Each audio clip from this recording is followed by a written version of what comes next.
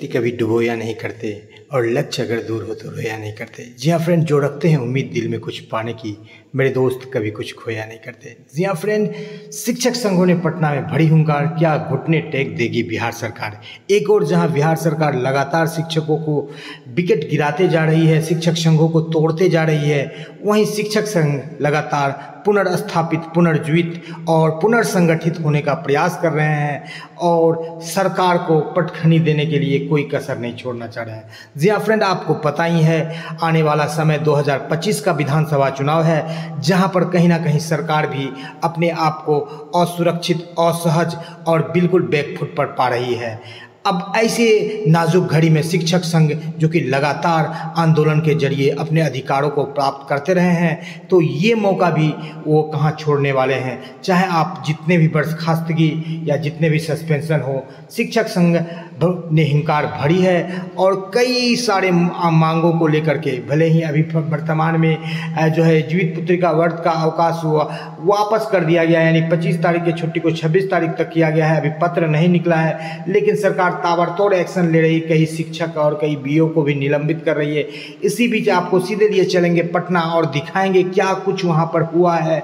शिक्षक संघ, खास करके राज्य स्तरीय शिक्षक संघों ने जो है पटना में, चाहे वो समान काम समान वेतन हो, चाहे वरीयता के मुद्दे को लेकर के हो, चाहे ओपीएस के मुद्दे को लेकर के हो, चाहे वेतन संरचना के लेकर के मुद्दे को लेकर के हो, चाहे प्रोन्नति के मुद्दे को लेकर के हो, एसीपी, ग्रेजुटी, यानी कि सभी मुद्दों को लेकर के शिक्षक के सर्वांगीण विकास के लिए एक आंदोलन की रूपरेखा तैयार करके एक बहुत ही बेहतरीन आंदोलन तैयार किया है और सरकार को अपना संदेश दे दिया है कि आने वाला विधानसभा चुनाव जो है शिक्षक संघ भी उसको एक चुनौती के रूप में लेंगे। तो सीधे चलेंगे अगले स्लाइड पर और देखेंगे पटना से लाइव क्या कुछ कह रहे हैं शिक्षक संघ, राज्य स्तरीय शिक्षक संघ के विभिन्न वरिष्ठ नेता। सीधे लिए चलते हैं। 3 में की गई, 3, 5, 6, 8, 10, 13, 14 की बहाली जब करती गई, तो जब 3 में बहाली की गई तो हम लोगों को ही सरकार के द्वारा शिक्षा मित्र नाम दिया गया और यह कहा गया कि पहले वाले जो शिक्षक थे वो वेतन ज़्यादा लेते थे, पढ़ाते नहीं थे। शिक्षा मित्र वाले जब से आए, पूरे बिहार के जो 25 लाख बच्चे विद्यालय से बाहर थे वो ला के संभाल दिया, विद्यालय को संभालने का काम किया। 2009 तक हम लोग ठीक रहे। 9 में सरकार कही कि अब आप एक बार दक्षता परीक्षा दे दीजिए, दक्ष दिखाइए आप दक्ष है कि नहीं। हम लोगों ने सरकार की चैलेंज को स्वीकार किया और दक्षता दिया और 93% तक मार्क्स लाया। इसके 93% तक? हाँ, 93%, खुद मेरा है 93%। हम लोग नंबर लाए, वहाँ हम लोग वहाँ तक ठीक थे। फिर जब भारत सरकार का अध्यादेश लागू हुआ 2011 में कि अब जो शिक्षक बनेंगे वो टीईटी पात्रता परीक्षा देकर के आएंगे, वो शिक्षक बनेंगे। अच्छा, तो लोग उसको स्वीकार किया और उस समय बिहार में पहली बार 28 लाख अभ्यर्थी बैठे एक बार में। 28 लाख अभ्यर्थी में करीब 1.5 लाख चुन करके जो क्रीम शिक्षक थे बन करके आए। तो हम लोग फिर वहाँ पर खराब हो गए। सरकार क्या कहने लगी कि अब शिक्षा मित्र वाले खराब हो गए, अब टीईटी वाले अच्छे हो गए। उनके माइंड में जैसा मतलब शिक्षकों को बांट दिया गया वहाँ पर भी। और अब आज टीईटी वाले भी खराब हो गए, हम लोग भी खराब हो गए।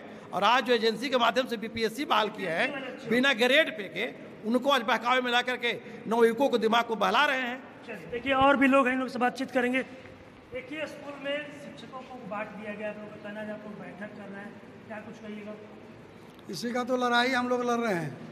सरकार को एक ही मांग रख रहे हैं शुरू से, समान काम का समान वेतन आपको लागू करना होगा यदि आप गुणवत्ता शिक्षा चाहते हैं तो।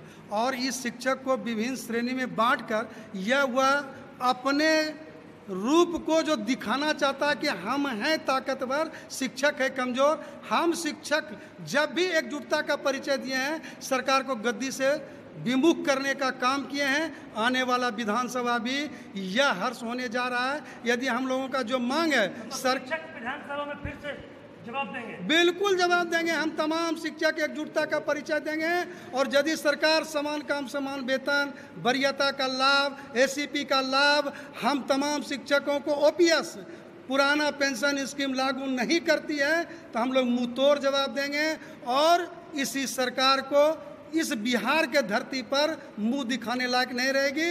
और सरकार को यह हम लोग अल्टीमेटम देते हैं बैठक के माध्यम से कि जो भी हमारा मांग है, आज का मांग नहीं है, 21 वर्षों का मांग है, आपने स्वीकार किया था और फिर चाहे आप राजनीतिक मजबूरी हो, चाहे आप आने वाला विधानसभा का लड़ाई लड़कर फिर सत्ता हासिल करना चाहते हैं, अब हम लोग को बर्दाश्त नहीं होगा। और सरकार ने जो 3 श्रेणी का शिक्षक बांटने का काम किया है और 4था श्रेणी शिक्षक ला रहा है विशिष्ट शिक्षक बनाने के लिए, इसका जोरदार हम लोग विरोध करते हैं। एक विद्यालय, एक छत, एक तरह का शिक्षक होगा। और इस शिक्षक यदि आप एक संज्ञा देते हैं तो जो आप चाहते हैं बिहार की धरती पर, जो भी आप क्वालिटी चाहते हैं बच्चों में, वह हम लोग देने के लिए तैयार हैं और देते आ रहे हैं। सरकार से एक बार पुनः मांग है कि जो हमारी मांग है वह जायज़ है। समान काम का समान वेतन, पुरानी पेंशन अविलंब सरकार कैबिनेट में लावे और लागू करे, हम लोग स्वागत करेंगे। अन्यथा आने वाला समय में हम लोग जैसे विद्यालय में बच्चों को तन मन से पढ़ा रहे हैं, उसी तरह तन मन और सड़क पर उतरकर धन भी लगाएंगे, सरकार को उल्टा घुटना टेकने के लिए उसको मजबूर कर दें। चलिए देखिए, और भी शिक्षक लोग हैं, हम इन लोगों से बातचीत करेंगे, जानने की कोशिश करेंगे। कहाँ से हैं सर? हम आरा जिला से हैं, भोजपुर से। ऐसे हम बिहार प्रदेश कोषाध्यक्ष हैं राज्य का। आज आप लोग बैठक कर रहे हैं, कहा जा रहा है आपके शिक्षक साथियों के द्वारा कि एक ही छत के नीचे एक ही स्कूल में शिक्षकों को कई भाग में बांट दिया गया। बिल्कुल सही। समान काम का समान वेतन की मांग कर रहे हैं आप लोग। बिल्कुल सही कह रहे हैं। जिस तरह से ब्रिटिश गवर्नमेंट ने फूट डालो और शासन करो का नीति अपनाया था, ठीक उसी तरह से ये सरकार नीतीश कुमार, हाँ, माननीय मुख्यमंत्री नीतीश कुमार जी का फूट डालो और शासन करो। जैसे हम लोग को पहले पंचायत शिक्षक, प्रखंड शिक्षक, नगर शिक्षक, जिला शिक्षक इस रूप में बांटे, और आज देखा जाए कि कौन कौन से शिक्षक ला रहे हैं। जब एक ही छत के नीचे हम लोग सारे लोग एक ही कार्य को कर रहे हैं, तो फिर हम लोग को वेतन विसंगतियाँ क्यों? वेतन समान मिलना चाहिए। समान मिलना चाहिए। समान काम के बदले समान वेतनमान मिलना चाहिए। सर, समान काम का समान वेतन का आप लोग सरकार से 2 ही मांग है। आज राज्य स्तरीय जो मीटिंग हो रहा है कि आप जितना भागों में बांटना है शिक्षकों को बांट लीजिए, आत्मा संतुष्टि कर लीजिए, लेकिन समान काम समान वेतन ओपीएस का लाभ देना होगा। उसके लिए लड़ाई हमारा संगठन लड़ेगा। देखिए, और भी लोग हैं, इन लोगों से बातचीत करेंगे, फिर आ जाएंगे, फिर उनके पास आ जाएगा। बोलिए, आज आप लोग बैठक कर रहे हैं, समान काम समान वेतन का मांग हो रहा है, बोला जा रहा है कि 25 में जवाब देंगे। 25 में तो हम लोग जवाब देंगे ही, और जवाब देने के लिए ही हम लोग तैयारी आज से शुरू कर दिए। जैसे नीतीश कुमार का विधानसभा का चुनाव का तैयारी किए हैं, उसी तरह से उनको हम जवाब देने के लिए आज से ही शुरू कर दिए हैं। मतलब शुरुआत आगाज कर दी शिक्षा। हाँ, आज से शुरुआत हो गया है। अगर उनके कान तक अगर मैसेज जाए आपका माध्यम से, तो शायद उनको सद्बुद्धि आवे कि हम लोग के प्रति अच्छा सोच रखे। अभी देख रहे हैं फिलहाल में कि शिक्षकों का प्रताड़ना किया जा रहा है। अब स्कूल में जो शिक्षक पढ़ाने जा रहे हैं, पहले हाथ से अटेंडेंस बनाते थे, अब करें कि अपने मोबाइल से हाजिरी इस शिक्षकों से हाजिरी बनाइए। अरे भाई, हम बनाने से कहाँ इनकार कर रहे हैं? पहले आपने सिस्टम तो हमको दीजिए, सिस्टम दीजिएगा, हम सिस्टम से काम करेंगे। आप सिस्टम दे नहीं रहे हैं।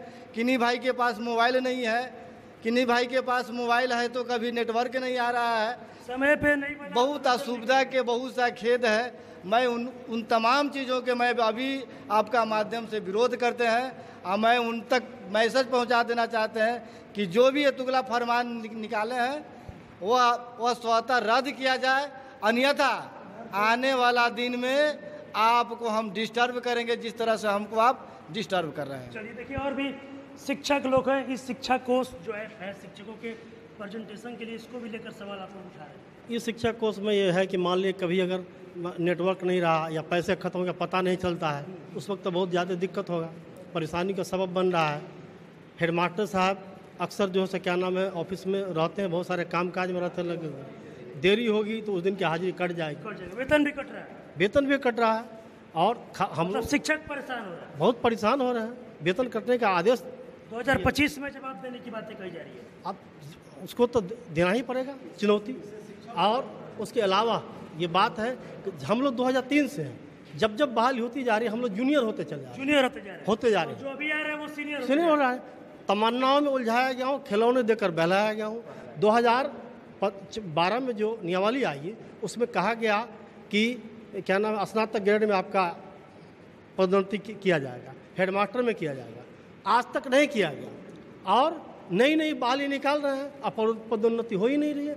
जितनी नियमावली जब भी लागू की गई उसी नियमावली के डेढ़ से हम लोग को प्रमोशन हर चीज़ का लाभ मिला। लेकिन 2012-2020 का जो नियमावली आई उससे हम लोग को स्नातक ग्रेड में और हेडमास्टर वाला में कोई लाभ नहीं मिला। देखिए